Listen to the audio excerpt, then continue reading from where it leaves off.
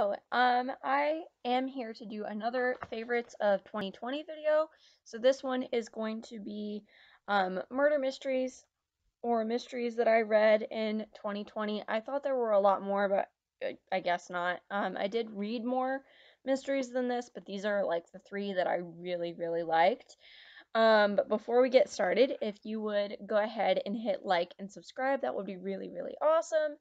Um, but yeah, without further ado, we'll get into it. So the very first mystery that I read in 2020 was actually Another One Bites, or no, wait, there is one more. So there are four.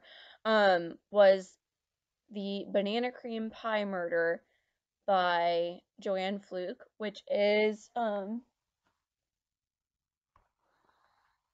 don't know where the book is. Um, But basically, it is a set of murder mysteries that is about baking, obviously, as you can tell by the title. But it was really, really good. I've read a few of her books so far in that series, and I love them. They are cozy murder mysteries, so like they're not super gory, they're not really scary.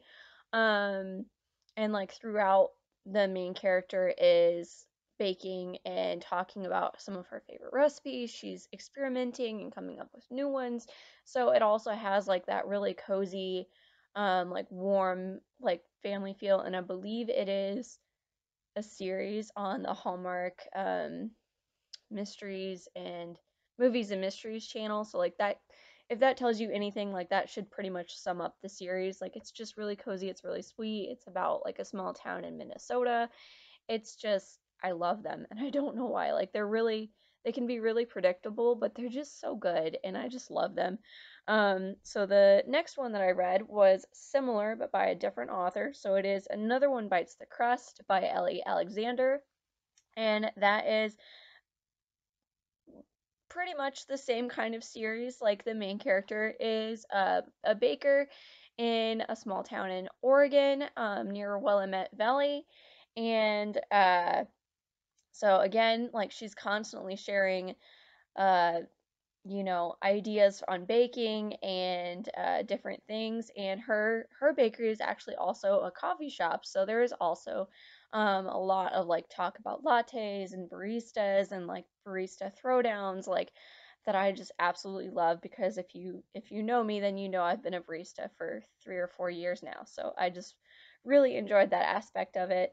Um, it was pretty predictable, but it was just really cute, and it was only like a couple hundred pages long, so it took like 3 days to read because, life gets in the way, but it was pretty good. I would definitely read more books in the series, as I was discussing with one of our Instagram followers, but I did not read them in order, so I think the book that I read was like 12 or 13. But I'll definitely be checking into the rest of this series. The next one that I read was actually an early release that I got from NetGalley, and it is actually out now. It came out on November 10th, so if you're interested, you can look into buying it or getting it from your library perhaps. It is called Murder in Old Bombay by Nev March, and it is set in turn of the century India, and loosely based around like the kind of detective work that Sherlock Holmes would have done, but our main character is actually half Indian, half British, so he faces a lot of stigma from that because people are always constantly confused about his name, or they assume that like he could pass for white, but like in the right circumstances, he's also easily passable for full blood Indian. So he talks about like the prejudices that he faced his entire life up to the present. And he is also an army veteran who fought in the Afghanistan war prior to.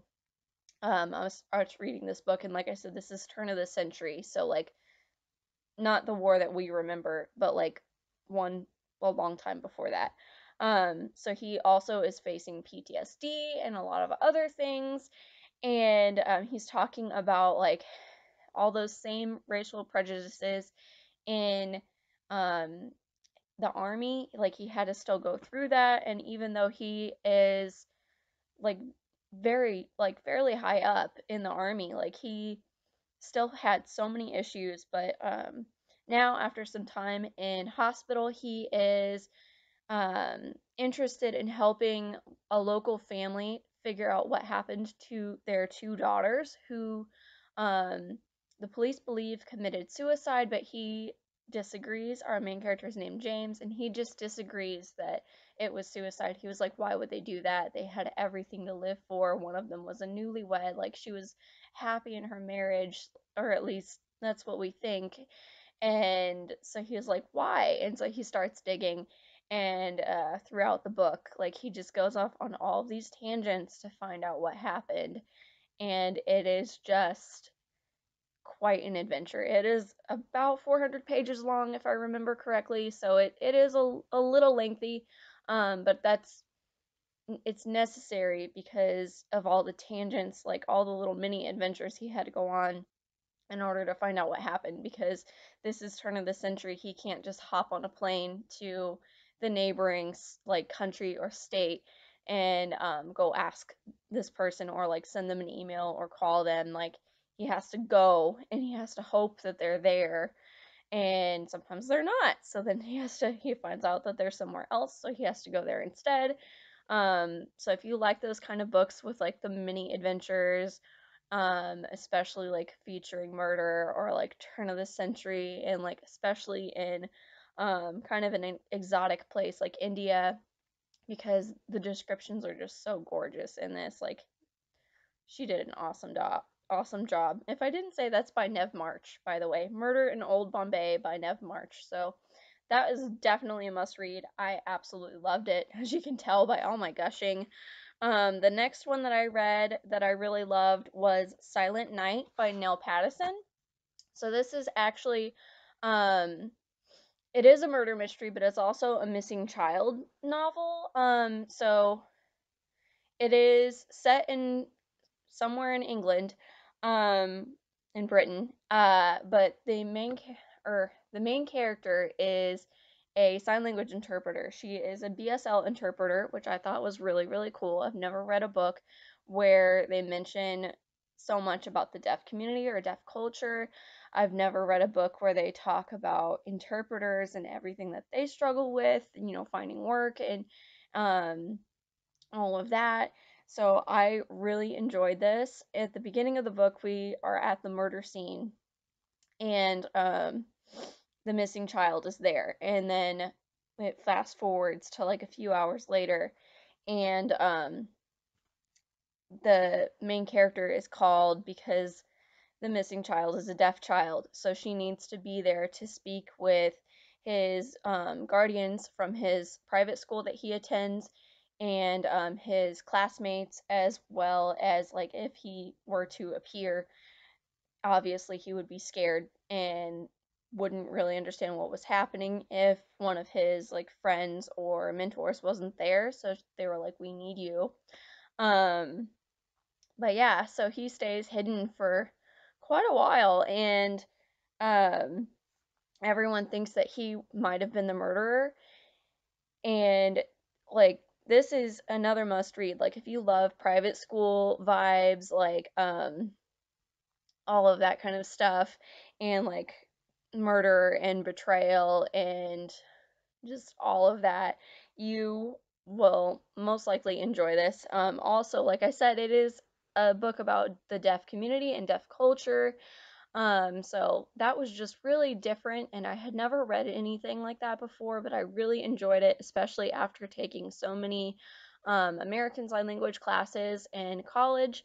I really enjoyed this, and I thought that the writer did a fantastic job portraying the struggles of the deaf community, especially when it comes to something like a missing child or a murder case or someone being in the hospital and not being able to get your hands on an interpreter so that you understand what's going on, but also from the interpreter's point of view of like not always having work, and there's always an uncertainty of what will I work this week? Like, I don't know, like, how are we going to pay the bills and all of that kind of stuff. But also, I will say that perhaps the most terrifying character in this book was not actually the murderer, but actually the main character's ex-boyfriend. Paige's ex-boyfriend gave me the heebie-jeebies. Like he was an abusive ex, like he was controlling. He wound up putting her into thousands of dollars of debt because he couldn't stop gambling. And he just, some of the thing, like she runs into him again because he's involved in the case. And some of the things that he says are just like, what? Like, he was just terrifying. And to the point where I was like, I could see him being the murderer. He was that scary. So that is also a must read. And but yeah, that pretty much wraps up this video. I'm not sure if I'll finish any other um books before the end of this year. Hopefully I do. I will tell you about them, but for now, that is all. So again, hit like and subscribe. That would be really awesome. More videos soon. Bye.